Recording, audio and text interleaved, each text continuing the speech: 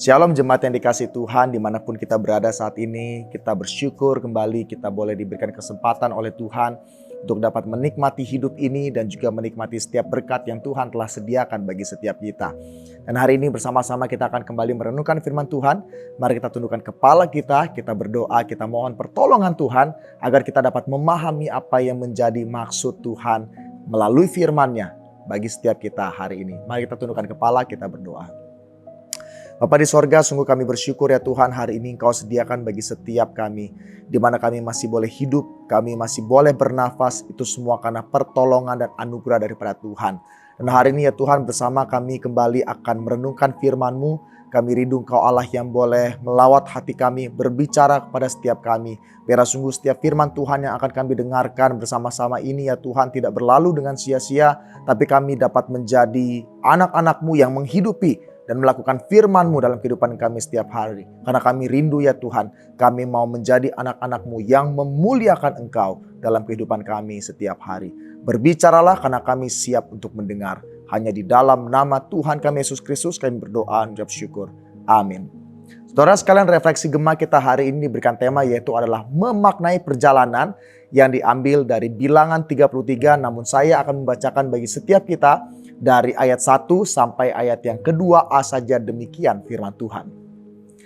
Inilah tempat-tempat persinggahan orang Israel setelah mereka keluar dari tanah Mesir. Pasukan demi pasukan di bawah pimpinan Musa dan Harun. Musa menuliskan perjalanan mereka dari tempat persinggahan ke tempat persinggahan sesuai dengan titah Tuhan. Terpujilah nama Tuhan. Saudara sekalian, saya percaya setiap kita pasti tahu sebuah istilah yaitu adalah nostalgia. Ya, dalam nostalgia itu tentunya ada mungkin foto-foto yang mengingatkan kita kembali bagaimana masa lalu yang sudah kita telah lewati. Dalam nostalgia itu juga ada bisa berupa dalam bentuk barang yang kita miliki, di mana ketika mungkin ada orang yang begitu mengasihi kita namun kita terpisah daripada dia memberikan barang itu untuk mengingatkan kembali persahabatan yang mungkin selama itu telah dijalin. Begitu banyak hal yang mungkin bisa menjadi wujud nostalgia yang mana mungkin kita dapat temukan di rumah kita masing-masing. Demikian pula perjalanan kita bersama dengan Tuhan. Kita menjalani hidup yang begitu luar biasa bersama dengan Tuhan karena Tuhan telah memberikan, telah melakukan karya yang begitu luar biasa dalam kehidupan kita. Oleh sebab itu, kalau kita mau lihat dalam kehidupan kita ke belakang, maka kita akan melihat begitu banyak tanda yang Tuhan sudah tunjukkan kepada kita, yang mana melalui tanda itu kita dapat kembali mengingat karya Tuhan yang Tuhan telah kerjakan dalam kehidupan kita setiap hari. Saudara sekalian, janji tentang kepemilikan tanah yang diberikan Tuhan kepada bangsa Israel tidak lama lagi akan mulai digenapi.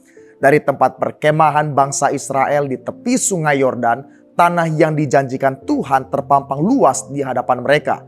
Itu terlihat di ayat 49 pasal 33. Sebagian besar bangsa Israel mungkin sudah tidak sabar untuk segera menyeberangi dan mendiaminya. Kita jangan lupa bahwa mereka sebetulnya masih anak-anak dan paling senior di antara mereka mungkin saat itu berusia 20 tahun. Saat Tuhan murka dan memastikan bahwa orang tua mereka tidak akan pernah menjejakkan kaki di tanah perjanjian, banyak di antara mereka yang perlu diingatkan bahwa pada akhirnya janji Tuhan akan tanah perjanjian akan segera digenapi. Dengan sengaja Tuhan memerintahkan Musa untuk menuliskan perjalanan bangsa Israel selama hampir 40 tahun. Minimal ada 42 tempat perhentian yang dicatat pada saat itu. Ada tempat yang sangat monumental, penting dikenang karena peristiwa yang terjadi mempengaruhi sejarah bangsa atau masyarakat di mana Tuhan menyatakan kuasanya pada saat itu. Di Rameses, Tuhan menghancurkan hati orang Mesir yang bersikeras menahan orang Israel dengan membunuh semua anak sulung di Mesir. Itu terlihat dari pasal 33 ayat 3 sampai yang keempat. Di Pi Hahirot, orang Israel menyaksikan Tuhan membelah laut dan berjalan di tanah yang kering. Ada tempat-tempat yang membuktikan pemeliharaan Tuhan. Di Elim ada 12 mata air dan 70 pohon korma. Itu kita bisa lihat di ayat yang ke-9. Di Rafidim yang kering, Tuhan membuat gunung batu Horeb mengeluarkan air. Kita bisa lihat itu dalam Keluaran 17 ayat 1-7. Ada tempat-tempat menyesakan batin bangsa Israel.